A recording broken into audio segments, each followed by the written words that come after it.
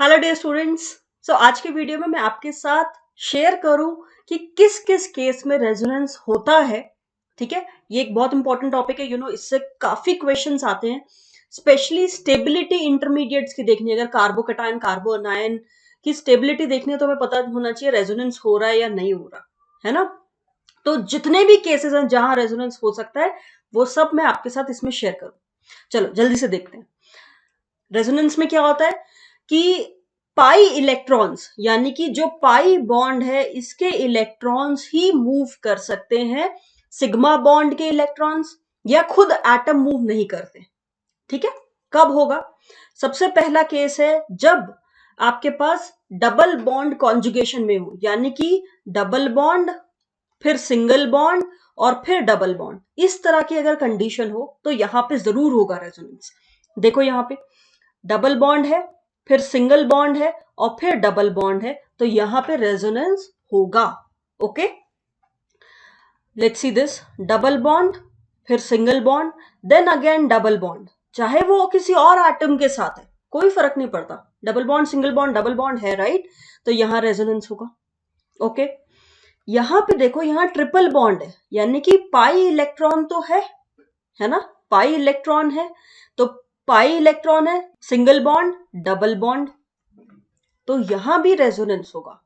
चाहे triple bond है लेकिन उसमें भी पाई इलेक्ट्रॉन्स हैं और पाई इलेक्ट्रॉन्स मूव कर सकते हैं, यहां भी होगा। ओके, बेंजीन रिंग की बात करते हैं पहले, इस बेंजीन रिंग की।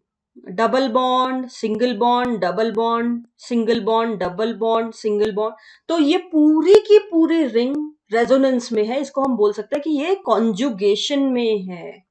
कॉन्जुगेशन का मतलब है कि जो डबल बॉन्ड है वो ऑल्टरनेट पोजीशन पे है। Double bond single bond double bond, पूरी रिंग।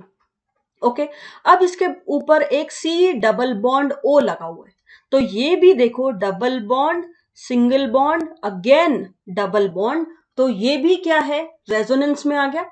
ये डबल बॉन्ड भी रेजोनेंस में पार्टिसिपेट कर रहा है, तो यहां भी रेजोनेंस हो रहा है। ठीक है, तो सबसे पहला केस है कि आपको सीधे सीधे पाई इलेक्ट्रॉन्स मिल जाए ऑल्टरनेट पोजीशन पे। वो सेकंड केस क्या है, आपके पास डबल बॉन्ड है और डबल बॉन्ड के साथ सिंगल बॉन्ड है और उस सिंगल बॉन्ड पे कोई ऐसा एटम लगा है जिसके पास लोन पेयर है।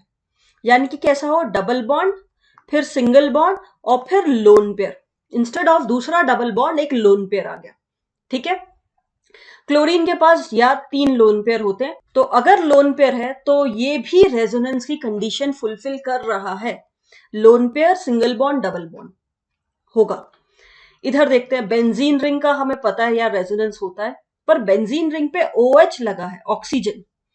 आप याद कर सकते हो कि अगर ऑक्सीजन न्यूट्रल है तो उसके पास 2 लोन पेयर होंगे ही होंगे। जैसे वाटर में ऑक्सीजन के पास कितने लोन पेयर है? 2, तो लोन पेयर है। अब देखो, loan pair single bond double bond, yes, ये ऑक्सीजन एटम भी रेजोनेंस में है इस रिंग के साथ। Let's talk about nitrogen. यहां पे नाइट्रोजन के पास एक ही लोन पेयर होता है। याद कर सकते हो, ऑक्सीजन के पास अगर न्यूट्रल है तो 2 लोन पेयर होंगे, नाइट्रोजन के पास न्यूट्रल है तो 1 लोन पेयर होगा। ओके, 1 लोन पेयर है नाइट्रोजन के पास। अब ये नाइट्रोजन के पास lone pair single bond then double bond, resonance condition fulfil, तो ये भी रेजोनेंस करेगा। ओके, ठीक है, चलो, तो 2 कंडीशन देख ली, double bond single bond double bond single lone pair. Okay, अब थर्ड कंडीशन है डबल बॉन्ड सिंगल बॉन्ड और उसके बगल में कार्बोकेटायन है, पॉजिटिव चार्ज है कार्बोकेटायन, यहां भी रेजोनेंस होगा। देखो, डबल बॉन्ड सिंगल बॉन्ड और कार्बोकेटायन, तो क्या यहां रेजोनेंस होगा? यस, यहां पे रेजोनेंस होगा। यहां देखते हैं बेंजीन रिंग, तो रेजोनेंस में होती ही है क्योंकि ऑल्टरनेट पोजीशन पे डबल बॉन्ड आते हैं, बट क्या ये कार्बोकेटायन है रेजोनेंस में? Double bond single bond then carbocation, yes, ये भी रेजोनेंस में है, तो ये भी रेजोनेंस करेगा। ये कार्बोकेटायन भी रेजोनेंस में इन्वॉल्व होगा। कैसे होगा ये मैं आपको नेक्स्ट वीडियो में बताऊं, ठीक है? बट अभी के लिए हम सिर्फ केसेस देख रहे हैं कहां रेजोनेंस हो रहा है। अब बात करते हैं इस नाइट्रोजन की। क्या ये नाइट्रोजन इस रिंग के साथ रेजोनेंस में है?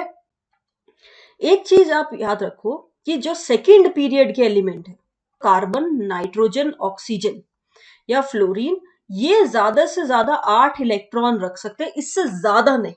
इनके पास मैक्सिमम 8 इलेक्ट्रॉन रखने की जगह है ऑक्टेट कंप्लीट करने की।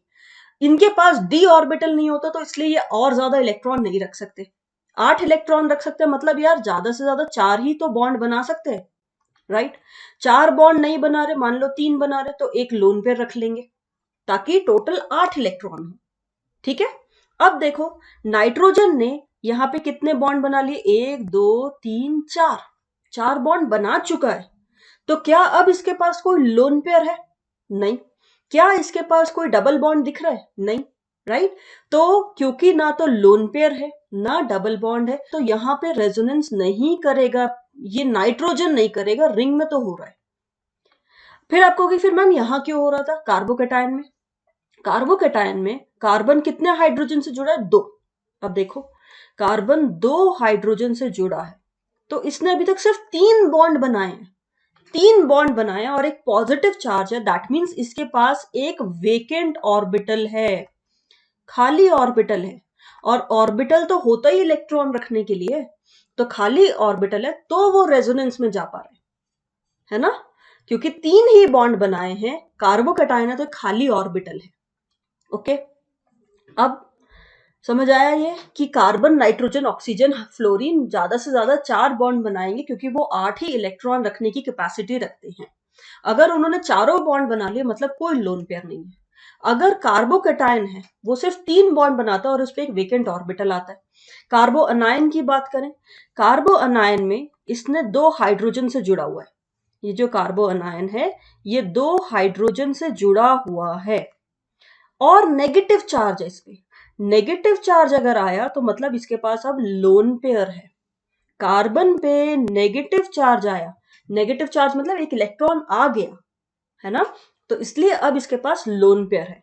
तो कार्बो अनायन जब भी आता है इस पे एक लोन पेयर होता है। ओके, नाउ अब देखो क्या ये रेजोनेंस में जा सकता है? Loan pair, single bond, double bond, yes definitely जा सकता है। ठीक है, तो यहां रेजोनेंस होगा। लास्ट केस की बात करते हैं। इस केस में देखो डबल बॉन्ड है, सिंगल बॉन्ड है और कार्बोकेटायन है।